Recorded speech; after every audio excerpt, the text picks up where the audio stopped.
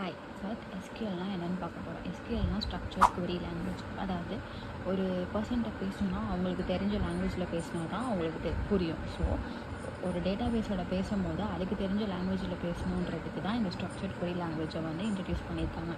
அதாவது it is a programming language used in one of the DB tool. அதாவது என்ன மாதிரி டிபி டூல்னால் MySQL. டேட்டாபேஸில் எப்படி இருப்பாங்கன்னா காலம் ரெக்கார்டை நம்ம ரோன்னு சொல்லலாம். அதாவது காலம் அண்ட் ரெக்கார்டெலாம் சேர்ந்தால் தான் இட் இஸ் நோன் அஸ் டேபிள்ஸில் தான் நம்ம வந்து டேட்டாவை வந்து ஸ்டோர் பண்ணுவோம். நெக்ஸ்ட் டிபிஎம்எஸ்னால் டேட்டாபேஸ் மேனேஜ்மெண்ட் சிஸ்டம். அதாவது நம்ம ஒரு சாஃப்ட்வேரில் தான் எல்லா டேட்டாவையும் நம்ம வந்து ஸ்டோர் பண்ணுறோம். அண்ட் அதை வந்து எப்படி சொல்லுவோன்னா it is a software that helps you to store, manage, retrieve data in a large quantity.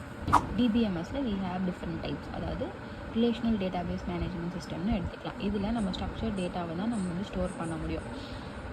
Basically the data which is in rows and காலமில் ஸ்டோர் பண்ண முடியுற டேட்டாவை தான் நம்ம ரிலேஷனல் டேட்டாபேஸ் வச்சு ஹேண்டில் பண்ணுவோம்.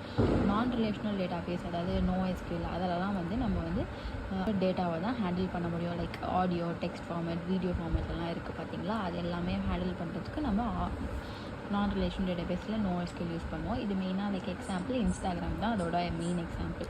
இதில் டூல்ஸ் வந்து என்னென்னா, இப்போ நம்ம பார்த்த டாப்பிக்கோட மோஸ்ட் ஆஃப் த இன்டர்வியூவில் இந்த கொஷின்ஸ் மட்டும் தான் கேட்பாங்க. இதை படிச்சுக்கோங்க.